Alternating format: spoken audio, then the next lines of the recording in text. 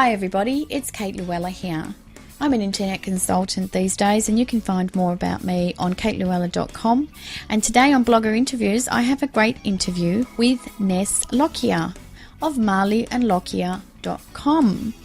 Ness has a wonderful little thriving business that she started herself from scratch, and in the first part of this interview, which I'm going to split into two parts because we spoke for over an hour, so the first part I'm going to make for a half hour, she talks about her original journey and how she got to be where she is now, living in Tasmania and starting up her craft business and what drives her, what her passions are, things like that. And in the second part of the interview, which I'll post next week, she talks about how she's used social media to her advantage, what her preferences are, and things like that. So I hope you enjoy these two segments of the Blogger Interview podcast.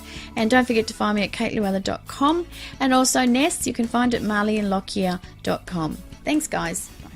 Well, look, I must say I'm so glad to talk to you because I've been a fan of you for years. You know, because that's when I seen that actually in the look, you know, like I sort of run, you know, the house that AM built, you know, AM Marine.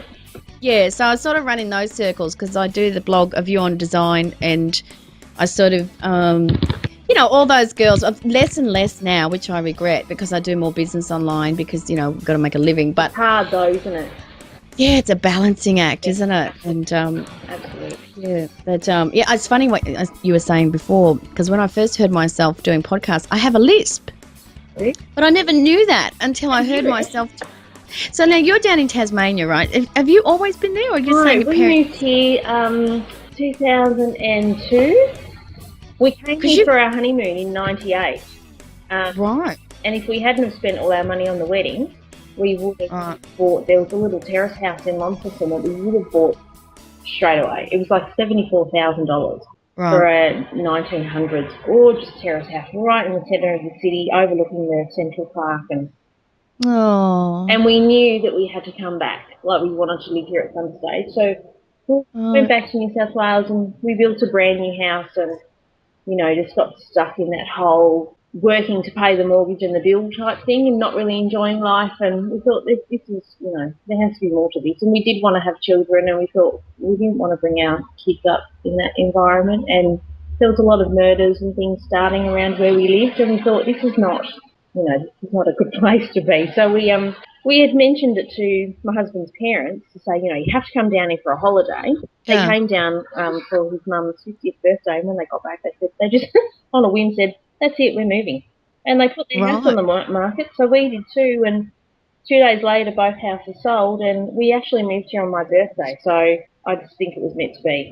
And yeah, that's amazing. Regretted it. You know, 10 years later, I would never move back to the mainland. I visit all the time. I go up and see mum and dad, and my sister, my other sister and my brother still live up there. Right. And my eldest sister lives down here now. She's not far from me, which is lovely. So.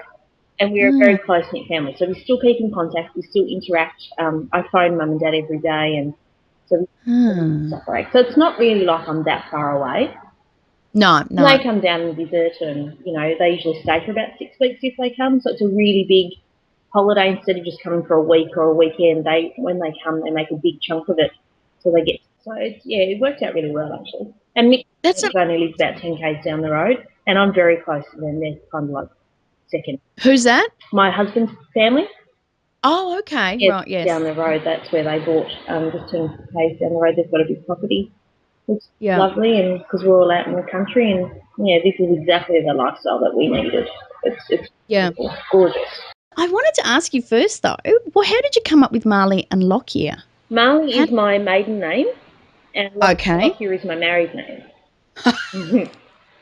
I wanted it to. I've never heard that before. Well, I wanted it to. I definitely wanted to have an ampersand in there somewhere. That was a requirement. It had to fit our family, and probably you know that just my values are very evolved around our family. So it had to be something that embodied like the family. Had to have an ampersand in it, and. Yeah, that was really it basically. And I looked at. I love that. Yeah. I had a couple of things that had sort of white and something in it, but thought no, I didn't want to pigeonhole the whole white thing. Yes. And I don't even know how I came across Marley. I was just fiddling around with names and things, and I just thought, Marley and Lucky, that sounds all right. And then, you know, if if for some reason it did grow, then there was, then the name would incorporate the family and things like that, because that's who I would get to come on board. If it started to grow, I would employ family members first. So, Yeah.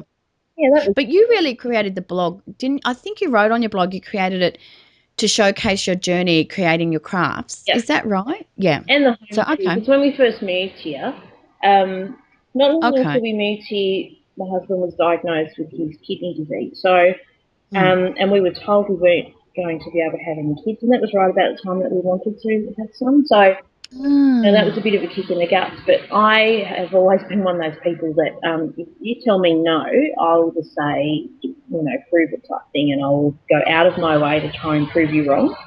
So Right, right. I thought, well, how can they know that for sure?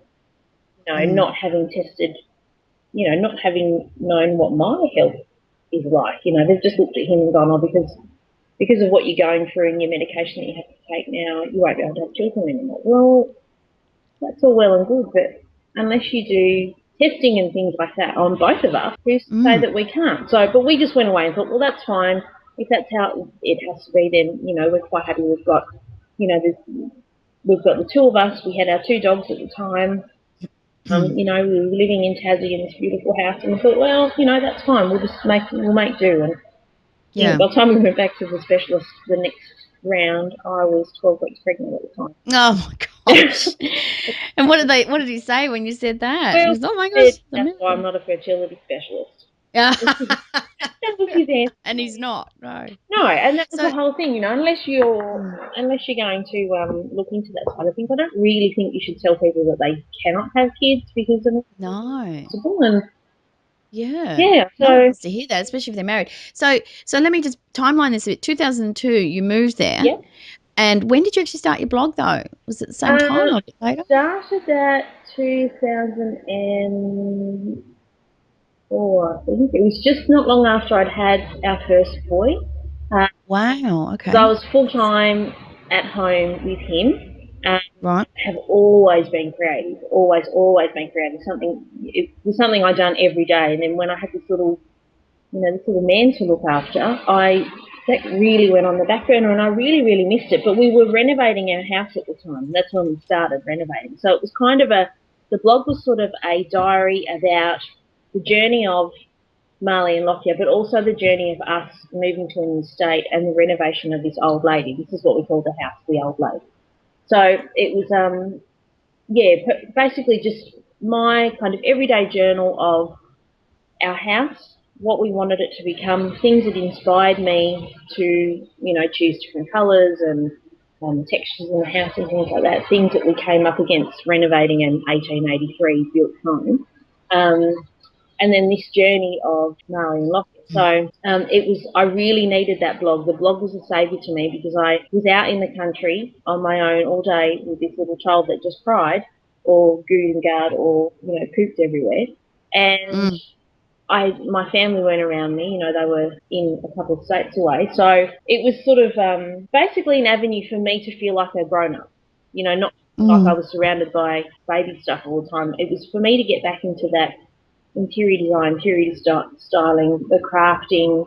It was kind of an outlet for me to, Yeah, I was going to use that word outlet. yeah, So it was a way for you to reach out of that environment and touch out to in other environments without physically going anywhere, yeah, I guess. that's right. Yeah. So to not feel isolated, because it's hard, like when you're a new parent, just from the get go. I mean, it's hard when you readjust your life from being, you were at full time work or something prior, you went out in the evenings to dinner with friends or, on the weekends or any, whatever it was, but then you come home with this brand new baby that you're not really quite sure what you're supposed to be doing. And Mm. then all of a sudden you're here 24 hours a day at home. I mean, I love home, don't get me wrong. I absolutely love being at home and I love being with the family and things, but I really Mm. craved that interaction with other people, like other grown-ups. You Yeah. know, There's more to life than just having a nice home. yeah, Yeah. that's right. Like you can talk all day to your baby and it's great, but your baby doesn't talk back. You know what I mean? So you need Well, to it cries and poops. sort of adult interaction. So Exactly. the Exactly. blog was great. Even though I wasn't physically talking to people, I met so many other mothers that were in the same sort of you know, they've been out at full-time sort of corporate work or whatever, come home, and then that was it. They were just 24/7 mum, housewife, cook, cleaner type thing. And they were also doing blogs for the same reason, you know, just to reach out to other people who love the same things. That was totally separate from the baby side, home side. So you could switch off a little bit and feel like you were that old person again. So you didn't kind of lose your identity, I think is probably where I'm going with that. So when did the blog take a gradual change and shift from being just an outlet to being somewhere where you would catalyst your career ambitions with your crafting? Is there a pivotal moment or a time frame, or is it probably about 3 very months blurred? after I started it? About 3 months after I started it, it kind of just it really took off in a strange way that I wasn't expecting. I was just happy to, you know, just write about my ramblings on what things that I loved at home and designers that I loved and things like that. And then after about 3 months, I started to take some photographs and things that I was making craft-wise. Instead of it just being more about the renovations and stuff like that, I actually started to introduce some of my craft. So are we talking back in 2004? Yeah. Okay. All right. See, I thought it was more recent, like 2009, but no, you've done right from the get-go. Yeah, Okay. yeah. And I think at the beginning, I'm trying to think, the first thing I'd have put on might have been like a, you know, like a tote bag type thing that I'd sewn while my little boy was asleep one day. And I took a photo of it and put it on there, and I had a couple of people email, oh, it was really good, you know, you should make them. But I just couldn't see at that point, how are you going to get time between this baby to be sewing things to sell? You know, I couldn't get my head around that at the stage because I was still trying to get used to the whole baby thing. And around about that time, or not long after that, I fell pregnant with our second child. So I knew I wanted to do something with it and push it forward a little bit, but I wasn't quite sure how it would all work out with the family. So I just kind of plodded along and made little things, and I started listing on Etsy. So that's back in 2004. Yeah, well, that I'm trying to think. Crikey. That one. It's like 10 years ago. It's huge. Yeah, it's been going for a while. I'm probably about 8 years ago. Eight years ago was when I started to put little bits and pieces out there to sell, you know, to other people other than family. Right. And then Etsy opened in 2000 and I think it was 2008. Actually, you're putting me on the spot here now. I'm trying to think of dates. That's my job. Yeah, I'm not very Make you good look with dates. I'm hopeless.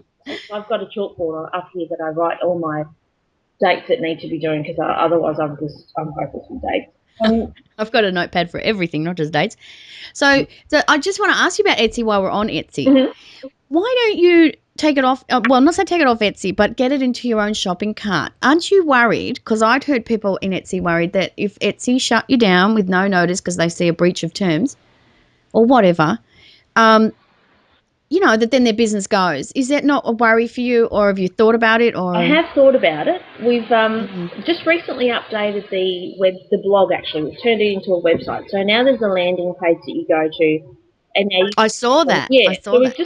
we've kind of changed it for the future. So Right. So you're now working on a new strategy. yeah. So I'm sort of Etsy's been great, you know, and everyone knows that I'm on Etsy. So that's why I've never fiddled around. I've tried other forums like Handmade Marketplace, I think it is. And it down that little lane wanted me to go on their side as well. I've had a few offers from other ones, but everybody seems to know me from Etsy, so I've kind of thought, well, I don't want to fiddle around with it too much and confuse people. I'll just leave it there until I need to upgrade it and then move along a bit. So we've kind of worked. But couldn't you be on places like Handmade as well? Or that doesn't Hard. It is interest hard to manage it? yeah, I get so many sales through Etsy that for Right. me to be trying to do wholesale, you know, supplying shops and doing markets and things, and then, you know, stocking 3 or 4 online stores would just be, you know, crazy. So have you got a scalability issue with creating that type of product? Um, Is it hard to do mass orders because you're doing it yourself? Is that no, not really? really. I think, and this is where it all sort of panned out really good, was when I started, and I was only kind of just doing it when I could, you know, so I wasn't doing it full time then. I was working around the kids. So once the Yes. boys went to school, that was when I waited till our youngest went to school full time before I took Marley and Lockyer on full time.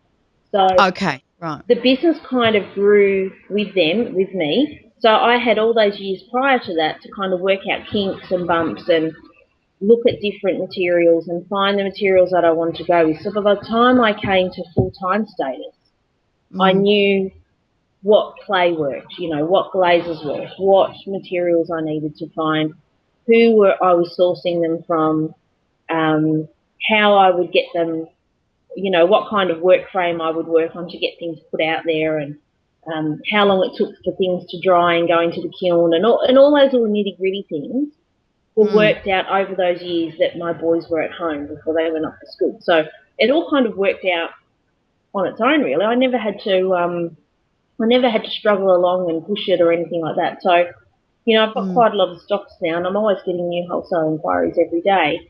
And How do they find you? Is that from Etsy and then they ring yeah, you, or? most of them find me from Etsy, or someone's given them a gift or something that they've bought from Right. me, or Yeah. a lot of people read Country Style, or they've seen it. In a magazine Yeah, or there's work, because been you've been in the interviews. press a lot. Other Yeah. bloggers have interviewed me and things like that in the past Right. recently. So Yeah. all sorts of different avenues that people have found me. And then they just ask if I can have this stuff in the store. I've never actually had to actively Chase seek them. out. Yeah. Yeah, I've never actually sent a letter or rung a stockist to say, I'd really love to put things in your shop. They've always come to me, which has been great. Well, that just tells me if you did pull your finger out and do that, your takings would go through the roof. That's the thing, isn't it? It's like one day you still have that opportunity for growth. Yeah, It's just well, there if you want it. I'd still love it to grow. I really want it to move on from here. But that's the great thing with where it's been going, because it's sort of, this is only really, I'm going into the second full-time year. So I've Yeah. still got, Yeah. quite a while to let it grow and evolve. And Yeah. Yeah. You could even guys, sign up with someone who does the promoting for you. I know, well, like get an say agent that, sort of I've thing. just started getting my sister-in-law, who's a business manager. She's been coming in and helping me do all the invoicing side of it. Well, there you go. Yeah. Yeah, someone's nice. You know what I was thinking? If you went like big time corporate like Maya and all that, this is just me talking, right? So just you can ignore me. Going with a new brand name just called Ness. Yeah. Do you like that? I love that. I do. I love it. It's so like, yeah, it's there. It's really gorgeous Funny you name. say Maya, because when I was thinking of Marley and Lucky, Mm. thinking now, How do I get in Maya? oh, when I was thinking of Marley and Lockyer, because I thought, oh, that kind of has a nice ring to it. And then if, 10 years down the track, Maya come and ring me up and ask for some ludicrous amount of product, Mm. um, it'll sound good. Like, Yeah, it does. It's a lovely name. I would never have guessed it's your surnames. Never. yeah, well, a lot of people think that there's more than one of me too. When they hear Marley and Lockyer, they think that it's this Ah, thing. okay. But that's if they know your surname, though. Yeah. Yeah. So there's been, I was thinking it might be two dogs, honestly, because you know that movie yeah, Marley Marley and and me, yeah. yeah, Yeah. Well, it's a nice movie though, so it's good. I've had a lot of people that a couple of times I've put it on Facebook or, whatever, just to say that, not sure whether you're aware, but Marley and Lockyer is actually one person, just me type thing. Yeah, it's not Particularly if two it's a dogs. busy day and I've got something on, I'll say, if I don't answer your emails today, I've got a fair bit on today and I'll get back to them later on tonight. And then I Right. always get comments like, oh, I thought there was more than one of you. I thought it was, a team of you or something. And it's, Yeah. no, it's just me. So look, I've got to ask you, your best product, is it your clay tags? Is there one that, really No, stand out? um, right now, do you mean? Yeah, yeah, like in your mind, what is your Definitely, catalyst? definitely the servingware. The servingware. Okay. Okay. I wouldn't Yeah. have guessed. Okay. Fantastic. I thought it'd be a clay tags because I think they're amazing. No, it's definitely the servingware. If I Okay. put stuff on there now, like at the moment, I've had to change from doing it. I used to just do it like as I'd made stuff up and I had things in stock, I would put them on Etsy and have them loaded up. Whereas Mm. now I have to do an update maybe once a week, once a fortnight, as I usually make up a huge big batch and then put them all on the shop at the same time. But I also Right. put it on Facebook and Instagram and the blog that I'm updating the shop at blah, blah, blah a time on such and such a date. And it Oh, I goes see. crazy. So last Yeah, time I yeah. put stuff on, everything sold out in less than 3 minutes. Oh my But gosh. it's really the servingware that people are going, and we're actually expanding that sort of serving homeless range. So we just That line. berry colanders, and we're going to be doing some bigger pieces coming up shortly. So I'm just working on those now, so I can't give too much. But what about your stockists? Are they ordering your servingware as well, or just the tags? Because they're more transportable, I'm thinking, tags. Well, the plates and bowls, they go really well. Like, I still send them all over the world. Okay. And yeah, they usually just order a bit of everything with stockers. So it's usually some jewellery and, the gift tags, and then the servingware. So it's kind of a bit of everything, really, cushions and stuff like that. So I haven't really had anyone that only stocks one particular product. They normally get a little snippet of everything. Or they'll say to me, this is how much we want. Can you just put together a package of what you think or things that sell well? And then I'll Yeah. make them up a little package with a couple of bits from, each design or whatever it might be. And and then just send them off. They're quite happy. They trust me quite well, which is a bit scary when I'm sort of thinking, this is for your store, and I don't really know your client base, but yet you're leaving it in my hands. Yeah, it's more of a French provincial sort of style though, so I can imagine them saying, "Just send me anything; it's going to sell." Well, the I can great see thing that. about all the designs is they all work well together. So I think that's why there's never been an issue with that. Normally, everything Yeah, I always have in the back of my mind, this collection needs to work with the last collection, or right. it needs to work with the geometric patterns, need to work with the French patterns and things like that. So you bought maybe 2 plates from the last collection, and then you think, oh, I really want to expand that collection. Get something from the next range and know that they'll still work together and won't look out of place because they're made out of the exact same shape, Theme. clay. Yeah. So I'm not sort of doing different colours each season, and that way you can mix and match. Like Royal Dalton, Yeah. making it hard. So, look, you touched on something there that I wanted to ask you about. You mentioned Facebook, and I just wanted to briefly talk to you about social media. Yeah. Do you know, when did you sort of evolve into social media? Would have that been about sort of 5 years ago, or No, I haven't been on Facebook for very long. About because you got a lot of likes there, so that's wonderful. yeah, it's gone really well. Facebook. I've never been a big fan of Facebook from the beginning. The personal side of it.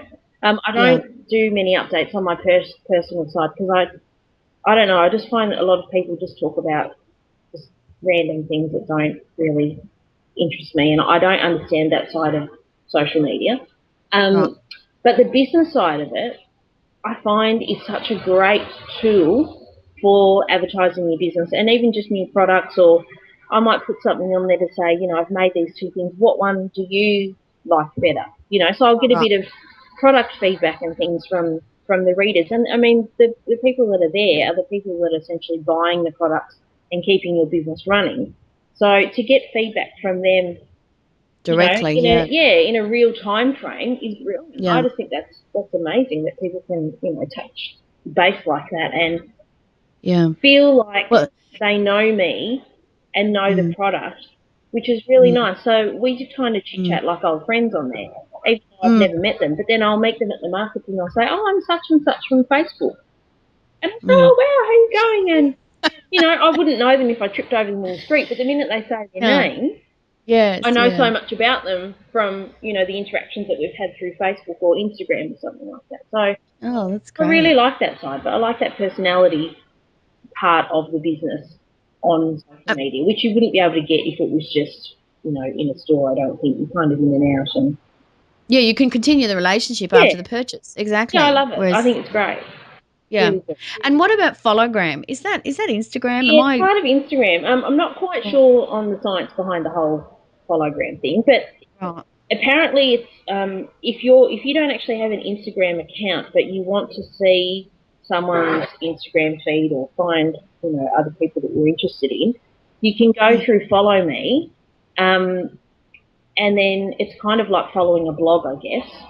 You can follow all the blogs or all the Instagram accounts, and so you will still get to see the update screen. So it might be a photo from me, and then the next one might be a photo from you, like your latest shot that you put on, just like Instagram is. Right. So it's more of a community thing, really, then, is it? Yeah. Yes. Yeah. Okay. Fair enough. On the business side, do you watch any of your Google Analytics or anything like that, just to see where people are coming from to your blog? Amber's done a post on that on her site. Had I really looked into it, I'd never really. It had come up on, you get a little email to say your Google Analytics report is now available. And there was a couple of times I looked at it and thought, I've got no idea what I'm reading here. So I know the feeling. when she done that blog post, I read through that with a fine-tooth comb. And I thought, thank God you've written this post, because I had no idea what any of this stuff meant. Plus the rate and stuff like that. So you're talking about Katrina Chambers, yeah? Yes, okay, she great. originally was the one that redone my blog for me. Okay, yeah. Oh, yeah. So she did mine too. Great. Yeah, she's great. That woman, when my blog got hijacked, she was the one that saved it from going crazy. I had really? Wow. stress mode and didn't know what to do. And she's like, no, don't worry, I'll sort it out for you and waste you. And got back to me the next day, and it was like, ta-da, there's my blog, all back to normal, and on WordPress, which was brilliant. So I was more than happy to leave it in her capable hands. But yeah, I don't sort of look at them too often. I probably only look at the analytics maybe once a month, once every 6 weeks maybe. It's not for me, the whole blog side I don't sort of chase the numbers, if that makes sense. I don't I understand. Yeah, I write the blog. I've always written the blog for me. Yeah, so you're not doing it strategically. You're doing it the way you want to do it, and that just happens. I think it actually happens to be strategically. Although your homepage with just an image, that's not great for SEO, because that's where a lot of the Google bots are searching for information on who you are on the homepage. So I'm just letting you know. I mean, it may not worry you. Is that the drop-in page? Yeah, the drop-in page with just the image and I think just your heading bar or something. Okay, so what do they do? They come in and... Well, if you had on that page, a paragraph just saying, hi, I'm Ness and this is my da-da-da-da and this is where you can find me and I create whatever, then the Google bots pick that information up first with your keywords. So they get your keywords throughout your blog as well, but obviously the more keywords at the front of the page gets indexed first. So it's just a little bit more powerful for search engine. But, I mean, if you've got a huge following like you may not worry about that. You might be more guided by style, but perhaps if you can get a balance, it might be, But don't worry about it. I don't want to freak you out. It's not going to matter. Well, I had looked at putting a little paragraph on there, but I think it's hard to write about yourself. I find it very... Right. Yeah, I find it very weird to write, It is hard. And especially in that first person...